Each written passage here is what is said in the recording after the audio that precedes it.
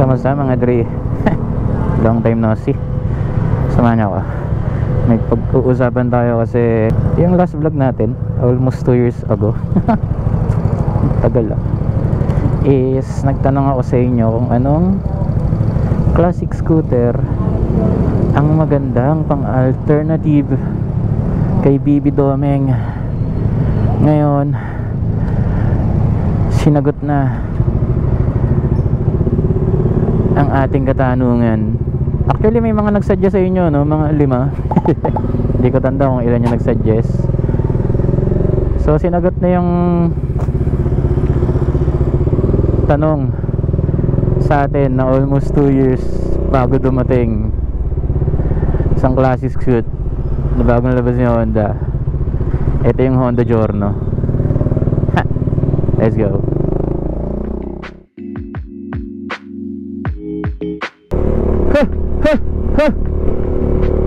Kamusta mga Dre?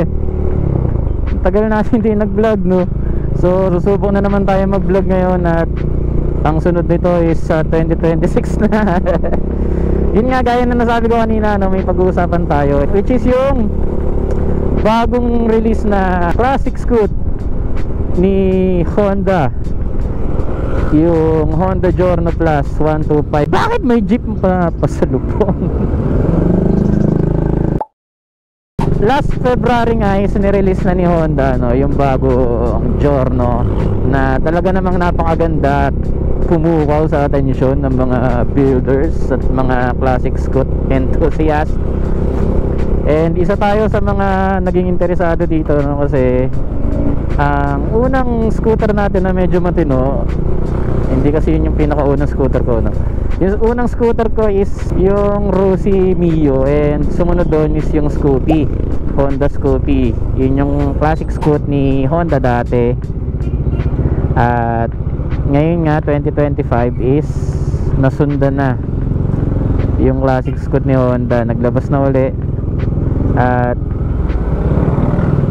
hindi lang siya maganda, no, siksik siya sa features, pero hindi naman ganun kasobrang ibang iba sa mga features ng mga existing scooter na 125cc category. Pero yung isa sa pinaka at first na anong tawag dito, hindi na ako makara mag-vlog yun nga, ito yung pinakaunang 125cc na 4 valves, kung saan as per the present users is talaga namang ramdam yung pagkakaiba sa mga 2 valves na 125cc. Isa yon sa nakikita natin na advantage niya, kaya nagustuhan natin. At the same time, yung forma kasi ang gandang formahan, lalo na ang dali na nating maka-order ng mga piyesa sa Thailand.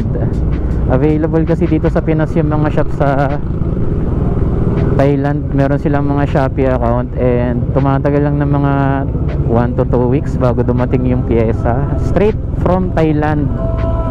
Kaya naman maraming nagkaka-interest na kumuha ng unit na to.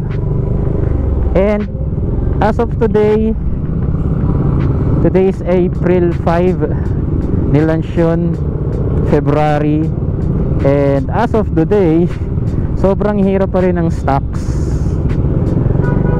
And isa sa main reason kung bakit ang pahirapan ng stocks, kasi as per ating source, gumagamit na ng source, is hindi siya dito binubuo sa Pilipinas, sa may Honda sa Batangas.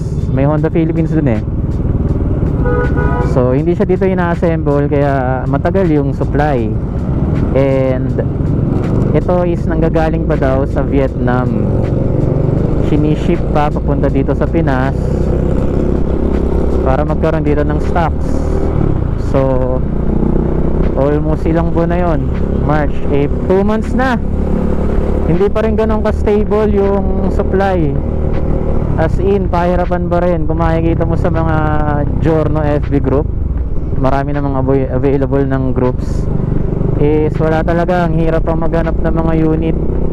lalo na dito sa Pilipinas na talaga namang lahat ng bagay is tinetake advantage. Yun nga, dahil kukunti ang supply, syempre andito na mga kaibigan nating mga ahente na talaga namang kung makapagpatong ng presyo ay talaga namang tubong tubo. So isa yun sa mga mahirap, no, dito sa atin is may pera ka pang SRP pero hindi ka makabili kasi ang patong is almost 20k bago ka magkaroon ng unit. Imagine mo yun. Imagine mo, bigyan kitang oras. Ang SRP nun is 101,900 and umaabot siya ng presyuhan ngayon ng 117 to 125k. 2 months na yun, ha. So kailan kaya dadami tong stock netong Honda Giorno na to, no? Honda, ano na? Hindi ko sinigaman ko, kuya. So ayun, nagbabalak ba akong kumuha kasi nga naghahanap tayo ng Honda Scoot. Naghahanap tayo ng classic Scoot. And malalaman natin sa mga susunod na video kung may kasunod pa to. Ilang minutes na ba? Matagal pa tong traffic na to hanggang Mamatid to. Fiesta sa Mamatid eh. So yun lang, update lang.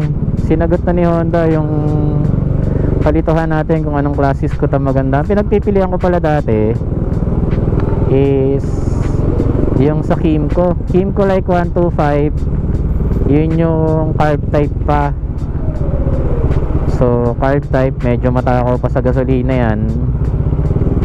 And yung Fazio, ang medyo negative side naman sa Fazio is naipit na ako dito. Ang medyo negative part sa Fazio is yung space niya sa upuan. Medyo maliit kasi si Fazio.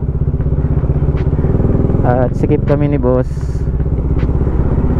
ni Joels. Sikip kami pag umupo kami doon, talagang siksigang kami. Tapos lalagyan pa ng top box. So medyo X na yon. Dalawa lang yung pinagpipilian namin noon. Ngayon eto Giorno, medyo maganda-gandang kurot sa ating puso. Ang ganda naman kasi talaga. So update ko na lang kayo kung kukuha ba tayo nito. Syempre installment lang if ever kumuha tayo kasi wala tayong 102,000. Saan tayo kukuha nun? So yun lang, sana may sumunod pang video tong vlog natin na to. Nakikita nyo naman, meron na tayo dito front cam na inaaral ko pa, which is Insta360 X2. Hindi advance mga gamit natin, no? Advance yung editing. Shoot! Yun lang, konting update lang sa napupusuan nating bagong classic Scoot ni Honda Giorno. Ayun, nakakita na ba kayo sa personal nito? Nakaupo na ako eh. Na-videohan ko na rin sa previous Inside Racing 2025. At sakto naman sa akin. Magpapapayat na rin ako eh. So yun lang, mabilisan lang to, kamustahan lang tayo dito sa traffic kasi nakakainip to pag di ako nagsalita. Tsaka hindi ko alam kung maalam ba ako magsalita, no? Hindi ko alam kung nagre-record ng maayos to eh. Yun lang, kita-kita tayo sa mga susunod na vlog. Ito si Drin. Ride wise and safe. And peace. And peace. Durog-durog na, oh. Bye-bye.